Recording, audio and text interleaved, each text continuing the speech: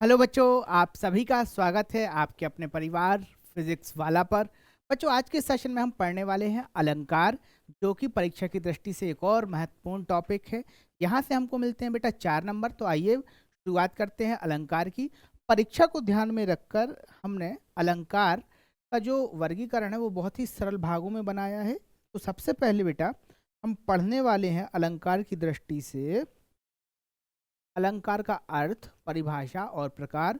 फिर हम पढ़ेंगे शब्दालंकार के अंतर्गत श्लेष अलंकार को, और फिर जानेंगे अर्थालंकार, उत्प्रेक्षा अलंकार और अतिशयोक्ति और मानवीकरण अलंकार को। और सबसे अंत में बेटा हम कुछ ऑब्जेक्टिव सॉल्व करेंगे जो परीक्षा की दृष्टि से महत्वपूर्ण है। चलिए बढ़ते हैं आगे। सबसे पहले हम समझ लेते हैं कि अलंकार वास्तव में होता क्या है, अलंकार का अर्थ क्या है। तो देखिए, अलंकार शब्द का जो अर्थ है बेटा वो आभूषण या अलंकृत करने से लिया जाता है। इसका बहुत सरल अर्थों में यदि अर्थ की बात करें तो कहते हैं कि जब हम किसी चीज़ को सजाते हैं उसको ही सजाना, अलंकृत करना अलंकार कहलाता है। अब कविता की दृष्टि में जब हम इसकी बात करते हैं तो कविता यानी कि काव्य को सजाना और काव्य की शोभा बढ़ाना ही अलंकार कहलाता है, अलंकार का कार्य कहलाता है। तो पारिभाषिक दृष्टि से अगर हम कहेंगे तो हम कहेंगे कि काव्य की शोभा बढ़ाने वाले तत्वों को हम कहते हैं अलंकार। अब भाई ये तो हो गई अलंकार की परिभाषा। आगे बढ़ते हैं, देखते हैं अलंकार के प्रकार कितने होते हैं। तो अलंकार के बेटा मुख्यतः होते हैं 3 प्रकार: शब्दालंकार, अर्थालंकार और उभयालंकार।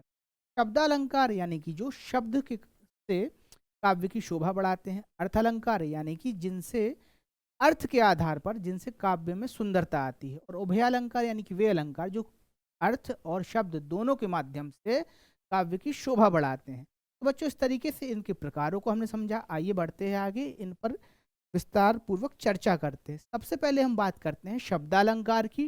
शब्दालंकार का अर्थ है जहाँ काव्य में शब्द के माध्यम से चमत्कार या सौंदर्य उत्पन्न हो। या ध्यान रखिएगा बेटा, शब्द के माध्यम से चमत्कार या सौंदर्य उत्पन्न हो, वहां होता है शब्दालंकार। और इसके मुख्यतः जो उपभेद माने जाते हैं वो प्रास है, श्लेष है, यमक है, वक्रोक्ति, पुनरोक्ति, प्रकाश आदि प्रमुख अलंकार माने जाते हैं। अब हम बात करते हैं बेटा यहाँ श्लेष अलंकार की, कि श्लेष अलंकार क्या होता है। देखिए, यहाँ एक शब्द का प्रयोग एक बार होता है पर उसका अर्थ अलग अलग निकलता है, वही होता है श्लेष अलंकार। जैसे रहीमन पानी राखिए विन पानी सब सून, पानी गए ना उबरे मोती मानुष चून।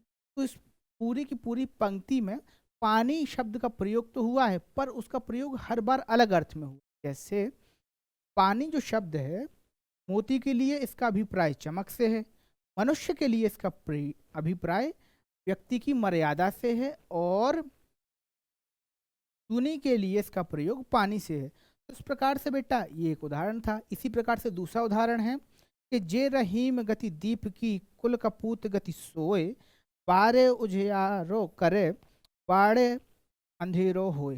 देखिए, यहाँ बाड़े शब्द का जो प्रयोग है बेटा वो 2 तरीके से किया गया है। एक तो किया गया है दीपक के संदर्भ में बुझने से, और कपूत के संदर्भ में इसका प्रयोग किया गया है बड़ा होने से या आयु में वृद्धि होने से। तो बेटा इस प्रकार से हमने श्लेष अलंकार को समझा। आइए आगे बढ़ते हैं और अब समझते हैं कि अर्थालंकार क्या होता है। तो देखिए, जहाँ काव्य में अर्थ के माध्यम से चमत्कार या सौंदर्य उत्पन्न होता है वहाँ अर्थालंकार होता है। अर्थालंकार के बेटा मुख्यतः 23 प्रकार माने जाते हैं, पर परीक्षा की दृष्टि से हम यहाँ केवल 3 अलंकार पढ़ने वाले हैं, जिनमें से उत्प्रेक्षा, अतिशयोक्ति और मानवीकरण अलंकार प्रमुख हैं। आइए बढ़ते हैं बच्चों आगे। पर जब हम आगे बढ़ें उससे पहले यहाँ एक चीज समझ लीजिए कि अर्थालंकार को समझने के लिए उसकी कुछ छोटी सी अवधारणाओं को समझना भी जरूरी है। तो सबसे पहले हम उन अवधारणाओं से परिचित होंगे, फिर हम सीखेंगे कि उत्प्रेक्षा अलंकार किसे कहते हैं और उत्प्रेक्षा अलंकार का प्रयोग किस प्रकार से किया जाता है। तो इस क्रम में सबसे पहले हम बात करने वाले हैं उपमेय की। उपमेय का जो अर्थ होता है, जिस व्यक्ति या वस्तु की किसी अन्य से समता या तुलना की जाती है उसे उपमेय कहा जाता है। अब इस बात को हम उदाहरण के माध्यम से समझते हैं। तो देखिए, पीपर पात सरिस मंडोला, इस पूरी पंक्ति में जो मन है वो उपमेय है। अब भाई उपमेय क्यों है? क्योंकि बेटा इसकी तुलना की जा रही है या इसकी समता बताई जा रही है, ठीक है। और किससे समता बताई जा रही है? पीपल के पत्ते से। तो इस प्रकार मन क्या हो गया? उपमेय हो गया। अब देखिए उपमान क्या हो जाता है भाई। उपमान की परिभाषा इस प्रकार से है, जिस व्यक्ति या वस्तु से समानता बताई जाए, यानी कि जिससे समानता बताई जाए, जिस व्यक्ति या वस्तु से समानता बताई जाए, वही होता है हमारा उपमान। तो पीपर पात सरिस मंडोला में मन की जो समानता है वो किससे बताई जा रही थी? पीपल के पत्ते से। तो पीपल का पत्ता क्या हो गया हमारा? उपमान हो गया। इस प्रकार से बेटा हमने उपमेय और उपमान को सीख लिया। आइए बढ़ते हैं आगे और जानते हैं कि भाई साधारण धर्म और वाचक शब्द क्या होते हैं। तो देखिए, साधारण धर्म, उपमेय और उपमान, यहाँ याद रखना बेटा, उपमेय और उपमान दोनों में जो समानता बताए उसे ही साधारण धर्म कहते हैं। उपमेय और उपमान दोनों में जो समानता बता रहे हैं, जैसे देखिए पीपर पात सरिस मंडोला। अब पीपर का जो पत्ता है उसी की तरीके से मंडोल रहा है, यानी कि पीपर पात सरिस मंडोला में पीपल का जो पत्ता है उस तरह से हमारा मन डोल रहा है। तो यहाँ उपमेय क्या हो जाता था, उपमान क्या हो जाता था? दोनों में जो कॉमन चीज़ है वो क्या है? मन का डोलना। उपमेय और उपमान दोनों में जो धर्म है वो है डोलना। तो इस पंक्ति में जो धर्म हो गया, इस पंक्ति में जो साधारण धर्म है वो है डोला, ठीक है। तो इस प्रकार से बेटा हमने साधारण धर्म को भी जान लिया है। आइए अब बढ़ते हैं वाचक शब्दों की ओर। देखिए, वे शब्द जो उपमेय और उपमान में पाए जाने वाले गुण की समता को प्रकट करते हैं। देखिए, उपमेय में कोई गुण है, उपमान में भी गुण है, दोनों की समानता यहाँ से व्यक्त होती है, जिन शब्दों के माध्यम से व्यक्त होती है वही कहलाते हैं वाचक शब्द। जैसे पीपर पात सरिस मंडोला शब्द में सरिस जो है वो वाचक शब्द है, एक प्रकार का वाचक शब्द है। तो बता रहा है कि पीपल के पत्ते के समान मन डोल रहा है। तो यहाँ हमने किया था सरिस का उपयोग, और सरिस ही क्या है? वाचक शब्द है। तो इस प्रकार से बेटा उत्प्रेक्षा अलंकार से जुड़ी जो महत्वपूर्ण अवधारणा थी, जिनके माध्यम से उत्प्रेक्षा अलंकार को समझ सरल हो जाता था, हमने उसको सीख लिया है। अब हम बढ़ते हैं आगे और समझते हैं कि उत्प्रेक्षा अलंकार होता क्या है। तो देखिए, जहाँ उपमेय में उपमान की संभावना व्यक्त की जाए, यानी कि उपमेय में उपमान की संभावना व्यक्त की जाए, वही होता है हमारा उत्प्रेक्ष अलंकार। अब इसकी पहचान कैसे करें? तो बेटा इसकी पहचान सबसे सरल होती है। जिस भी अलंकार में, यानी कि उत्प्रेक्ष अलंकार में जनु जानो, मनु मानो, मानहु इव आदि शब्दों का प्रयोग किया जाता है, ये जो होते हैं ये शब्द परिचायक शब्द होते हैं। उदाहरण से भी समझ लेते हैं कि जहां भी आपको जनु जानो, मनु मानो आपको दिख रहा हो, आपको पूरी पंक्ति में कहीं दिख जाए, तो समझ जाइए कि निश्चित ही यह उत्प्रेक्ष अलंकार का उदाहरण है। देखिए, जैसे चित्रकूट जनु अचल अहेरी, अब इसमें भी जनु आ गया कि नहीं आया? फिर देखिए आगे, भूले कहाँ से सकल मही छाई, जनु वर्षा कृत प्रकट बुढ़ाई, लागति अवध भयावनी भारी, मानहु काल रात्रि अंधियारी। तो देखिए बेटा, यहाँ भी जनु है, यहाँ मानव है, और सबसे पहली लाइन में भी जनु था। तो ये खुद बता देता है, ये पूरी की पूरी पंक्ति बता देती है कि जो उदाहरण है वो किसका उदाहरण है? उत्प्रेक्षा अलंकार का उदाहरण है। आइए बच्चों बढ़ते हैं आगे अगले अलंकार की ओर। तो देखिए अगला अलंकार है अतिशयोक्ति अलंकार। बच्चों, अतिशयोक्ति अलंकार यानी कि किसी बात को बढ़ा चढ़ा कर कहना। बिल्कुल सरल अर्थों में यदि बात कही जाए तो हम कह सकते हैं कि जब भी किसी बात को, किसी घटना को बहुत ही बढ़ा चढ़ा कर कहा जाता है, सत्य से कोसों दूर ले जाकर बड़े ही रोचक तरीके से उसका वर्णन किया जाता है, वही होता है अतिशयोक्ति अलंकार। इसे हम उदाहरण के माध्यम से भी समझेंगे। देखिए, तेरी नजर झुके तो शाम ढले। अब किसी की नजर झुकने से या उठने से ना सुबह होती है ना शाम होती है, पर कवि का ऐसा भाव है कि तेरी नजर झुके तो शाम ढले। दूसरा उदाहरण है, तेरे काले बालों में रास्ता भूल जाएगा सूरज। भाई इतने बाल घने हैं कि रास्ता जो है वो सूरज जैसा विराट चीज भी रास्ता भूल जाएगी। भाई बाल इतने घने हैं, तो बालों की प्रशंसा अतिशयोक्ति के रूप में की जाएगी।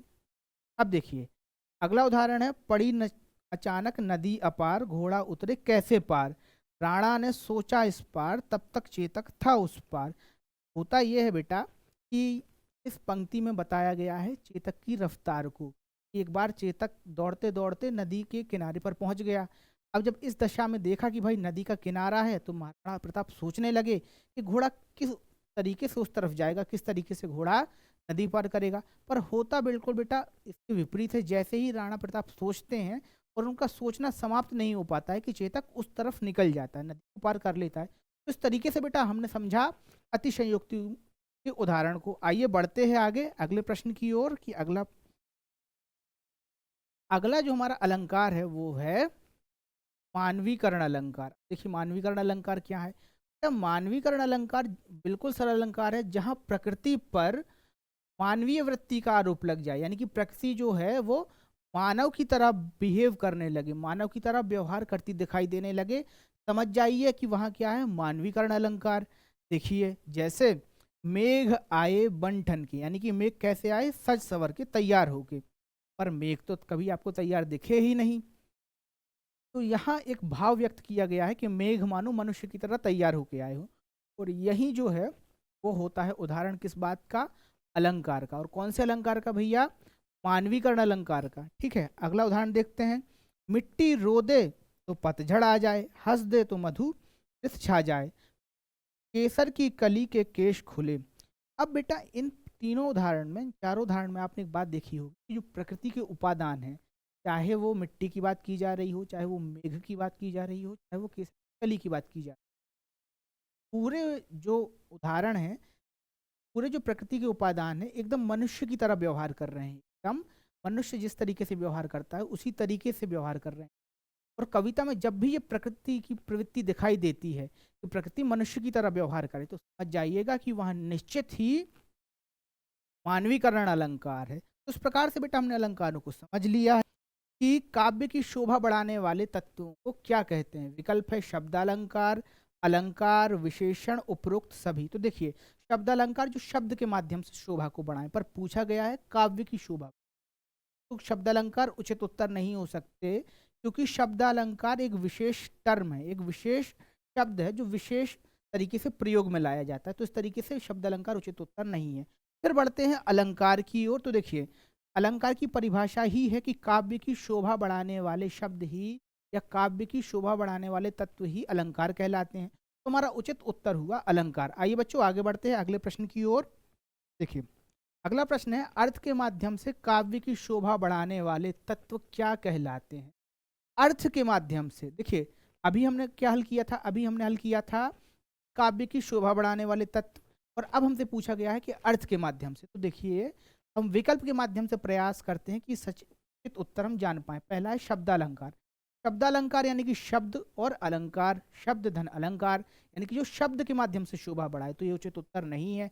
फिर बात करते हैं अलंकार, तो अलंकार भी उचित उत्तर नहीं है, क्योंकि अलंकार का अर्थ है काव्य की शोभा बढ़ाने वाले तत्व। अगला विकल्प है श्लेष अलंकार। श्लेष अलंकार यानी कि चिपका हुआ अर्थ निकले। भाई श्लेष का अर्थ होता है चिपका हुआ। अब क्या चिपका हुआ, तो अर्थ में अर्थ चिपका हुआ। अब परिभाषा क्या होती है, तो एक शब्द की आवृत्ति हो और उसका अर्थ अलग अलग निकल रहा हो, तो इस प्रकार से वहां होता है श्लेष अलंकार। तो श्लेष अलंकार भी उचित उत्तर नहीं है। अब बात करते हैं विकल्प क्रमांक डी की, अर्थालंकार।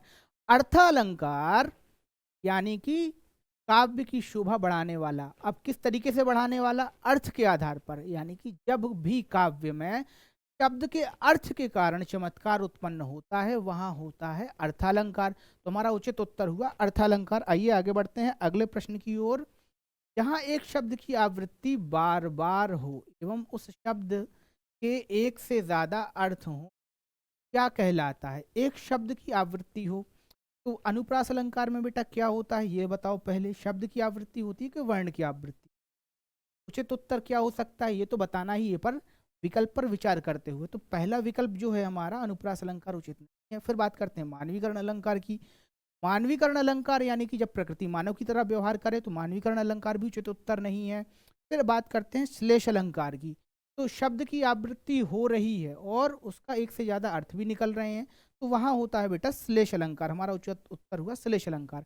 आइए बढ़ते हैं आगे अगले प्रश्न की ओर। पटपीत मानहु तड़ित रुचि शुचि नौमी जनक सुतावरम में कौन सा अलंकार है। सबसे पहले बात करते हैं अनुप्रास अलंकार की, जो कि हमारा उचित उत्तर नहीं है।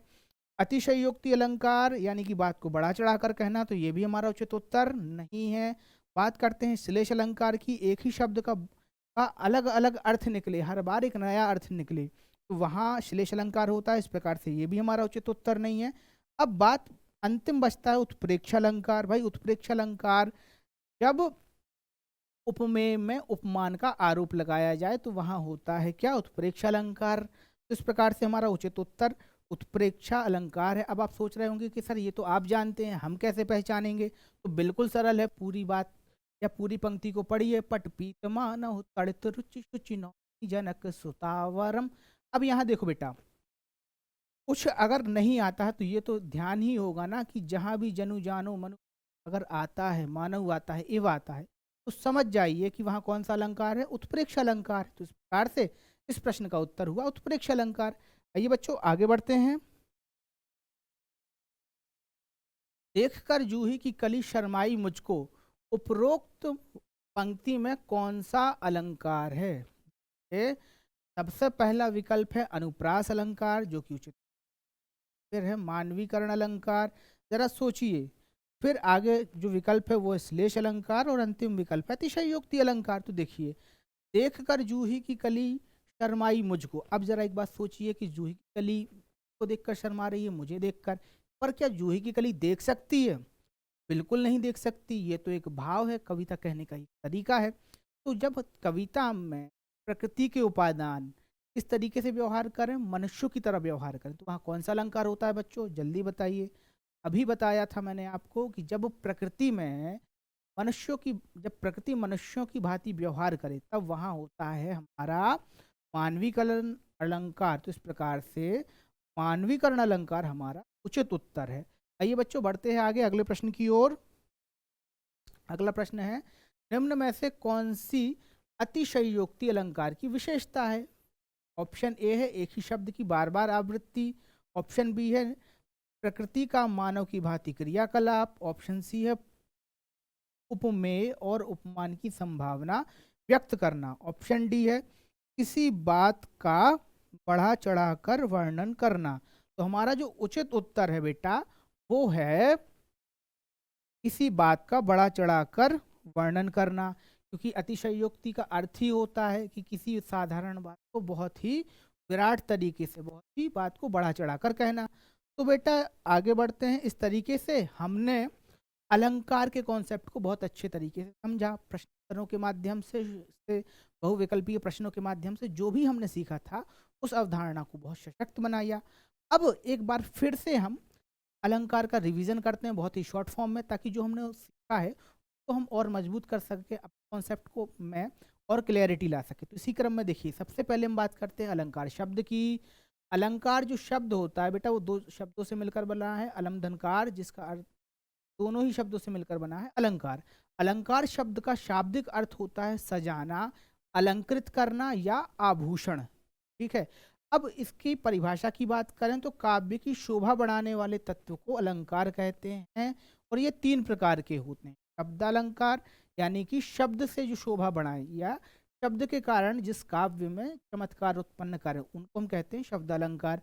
ये मुख्यतः अनुप्रास, श्लेष, यमक, वक्रोक्ति, पुनरोक्ति आदि प्रधान होते हैं शब्द अलंकार में। अर्थ अलंकार की बात करें तो बेटा जहाँ अर्थ के कारण चमत्कार उत्पन्न हो काव्य में, वहाँ अर्थ अलंकार होता है। अर्थ अलंकार के 23 से ज्यादा प्रकार माने जाते हैं, पर मुख्यतः 23 प्रकार हैं, और इनमें उपमा, रूपक, उत्प्रेक्षा, मानवीकरण, अतिशयोक्ति आदि प्रमुख हैं। फिर बात करते हैं उभय अलंकार की। तो बेटा उभय अलंकार यानी कि जहाँ शब्द और अर्थ दोनों के कारण चमत्कार उत्पन्न हो, वहाँ उभय अलंकार होता है। और इनमें जो प्रमुख हैं वो है संकर और संसृष्टि। चलिए बच्चों आगे बढ़ते हैं, और जो अभी अलंकार हमने पढ़े थे उन पर भी एक बार नजर डाल लेते हैं। तो देखिए, श्लेष अलंकार, श्लेष की जो आवृत्ति होती है, श्लेष का बेटा जो अर्थ होता है वो होता है चिपका हुआ।